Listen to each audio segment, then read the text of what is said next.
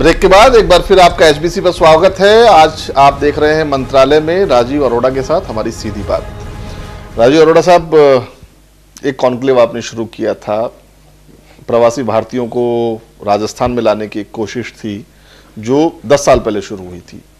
Rajasthan foundation 10 साल पहले की एक संस्था है। मुझे नहीं लगता कि बहुत ज़्यादा राजस्थान फाउंडेशन कुछ कर पाया पिछले 10 सालों में। जनवरी का जो प्रवासी भारतीय दिवस हुआ वो जयपुर में हुआ। पहले तो हमने खाली राजस्थानी कॉन्क्लेव करा था, फिर पूरे हिंदुस्तान का कॉन्क्लेव जयपुर में करा।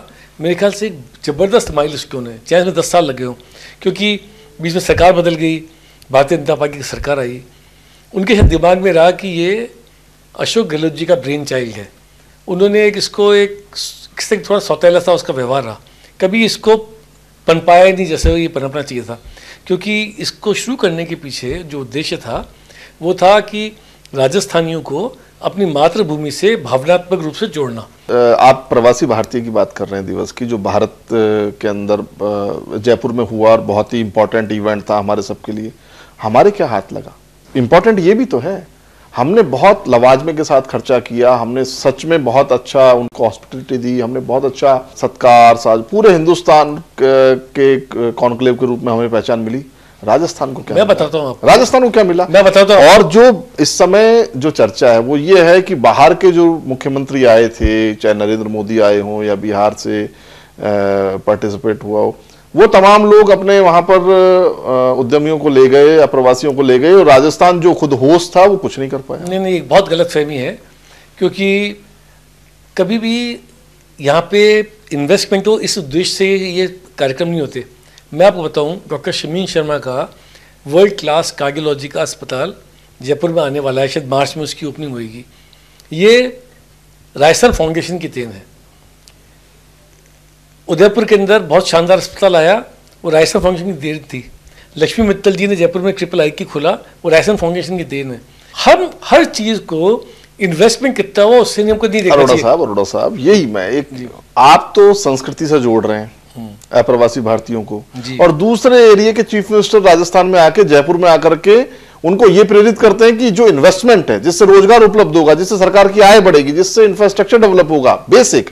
आपने तो कहा कि आप अपने गांव को सुधार दीजिए, आप अपने शेखावटी को सुधार दीजिए, हवेली को सुधार दीजिए।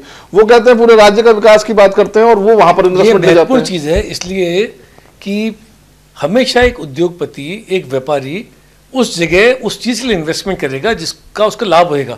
हर इस राज्य की अलग अलग भौगोलिक परिस्थिति होती है।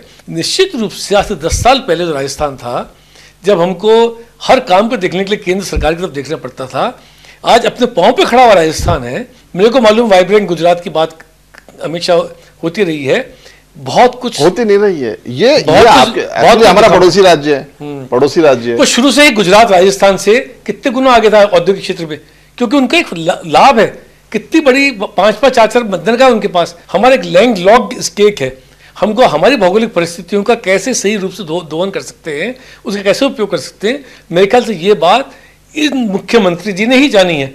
और इस वजह से यहाँ पे उद्योग का विकास भी हो रहा है। चाहे अभी वस्त्रा करके इतना बड़ा इवेंट हुआ, राज्य थी, भारतीय जनता पार्टी की सरकार थी, उस समय भी अप्रवासियों को लाने की उन्होंने लेके आए थे। कितना इन्वेस्टमेंट आया था? बात तो बहुत हजारों करोड़ की हुई थी। कितना इन्वेस्टमेंट उसके बाद हुआ?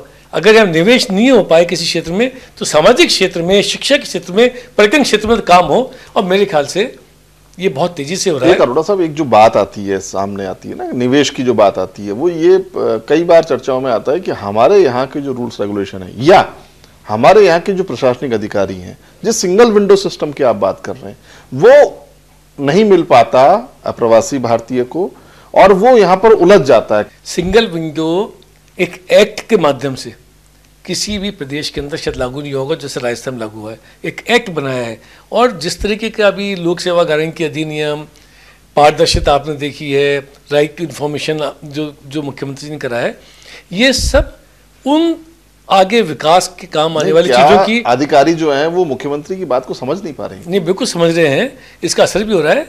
हम दुनिया भर का कल्चर तो यहाँ पे ले रहे हैं, लेकिन वर्क कल्चर नहीं ले रहे। इस बात को समझने की आवश्यकता थी, और मेरे ख्याल से इस बात को समझा गया है।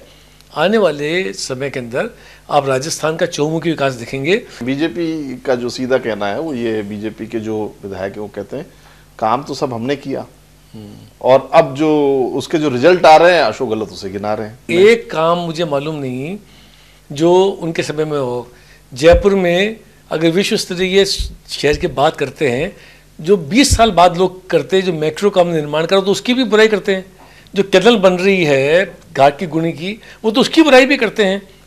जो व्यक्ति इस देश के अंदर FDI रिटेल में लेके आने की, जो उनकी खुद को वो लोग शुरू में कर लेना चाहते थे, और जो पूरी दुनिया के अंदर जो ग्लोबल इकोनॉमी में हम रहते हैं उसकी पहली आवश्यकता है, उसके अगर कोई जना बुराई करता हो तो उससे दकियानूसी, उससे विकास के खिलाफ काम करने वाली कौन सी पार्टी हो सकती है।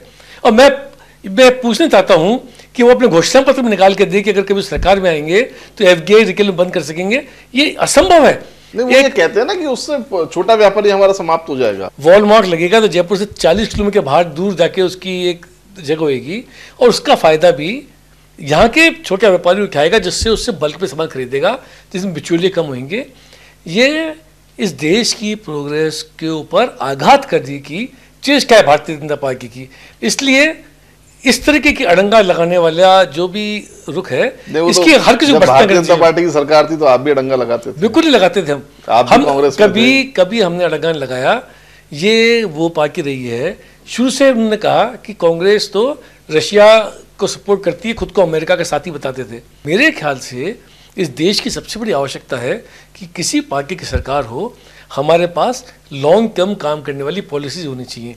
उसके बाद ही कोई भी जना उद्योग में कोई भी चीज निवेश कर सकता है और उनको विश्वास हो सकता है। लगता है कि कांग्रेस की जो ये नीतियां हैं जी, चाहे वो FDI लाने की हो, देखिए दो है इसमें। एक तो है जो नेशनल गवर्नमेंट की जो स्कीम्स हैं, जो उसने राज्यों के माध्यम से निचले लेवल तक दी है, चाहे वो BPL के लिए, एक्चुअली हम जो भी मुख्यमंत्री निःशुल्क दवा योजना है या पशुधन योजना है, कुछ भी है, ये जो जितनी भी योजना है एक्चुअली सेंट्रल सपोर्टेड स्कीम्स हैं।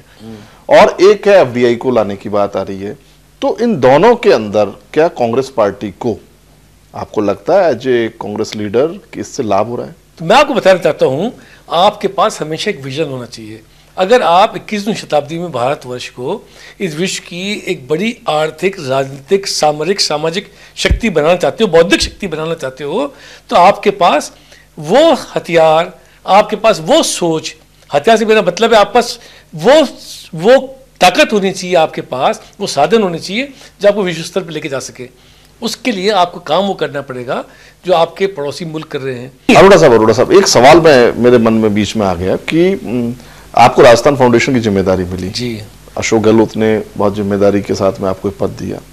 एक मन में मेरे सवाल है, आपको खुद को नहीं लगता कि ये पद जो आपको मिला बहुत लेट मिला, कुछ नहीं कर पाएंगे आप ज्यादा? मैं कांग्रेस का सिपाही हूँ और इसलिए कुछ नहीं बोलेंगे? पिछले 4 कांग्रेस के सिपाही है इसलिए 4 वर्ष में मैंने विधानसभा का चुनाव भी लड़ा था। 4 वर्ष मैंने मेरे विधानसभा क्षेत्र की पूरी सेवा करने की कोशिश करी। मैं मेरा समय का पूरा सदुपयोग कर रहा था। आपको मालूम है कि मैं न केवल राजनीति के अलावा सामाजिक सेवा से जुड़ा हुआ। आप सवाल को घुमा रहे हैं, नहीं, अच्छे चतुर राजनीतिक की तरह घुमा रहे हैं आप। मेरा सीधा सच्चा सवाल है, राजस्थान फाउंडेशन के वाइस चेयरमैन पद पर जब आपको नियुक्त किया गया, क्या आपको नहीं लगता कि बहुत कम समय आपको मिला? जब कोई जना उस महत्वपूर्ण पद के ऊपर बैठता है, उसके पास क्या चैलेंजेस उस वक्त होते हैं, क्या प्राथमिकता होती है, मेरे ख्याल से उसके हिसाब से आदमी सोचना पड़ता है। कोई भी राजनेता ऐसा नहीं है, मतलब ये प्रायोरिटी का काम नहीं जो है, अपने कार्यकर्ता को संतुष्ट नहीं करना चाहता हो। जो काम इस सरकार ने करा है वो वास्तव में एक संवेदनशील मुख्यमंत्री काम है। जो योजना उन्होंने बनाई है, अपन जो बात कर रहे थे, निश्चित दवा जो योजना है। एक ब्रेक का समय हो रहा है, ब्रेक के बाद हम बात करेंगे, इस पॉलिटिकल बात को जरूर आगे बढ़ाएंगे कि मुख्यमंत्री ने 4 साल में क्या किया है, किस किस तरीके की योजनाएं मुख्यमंत्री ने राजस्थान में लागू की हैं और उसका कितना फायदा राजस्थान को मिला और कांग्रेस पार्टी को कितना सा फायदा उसका आगामी चुनाव में मिलेगा।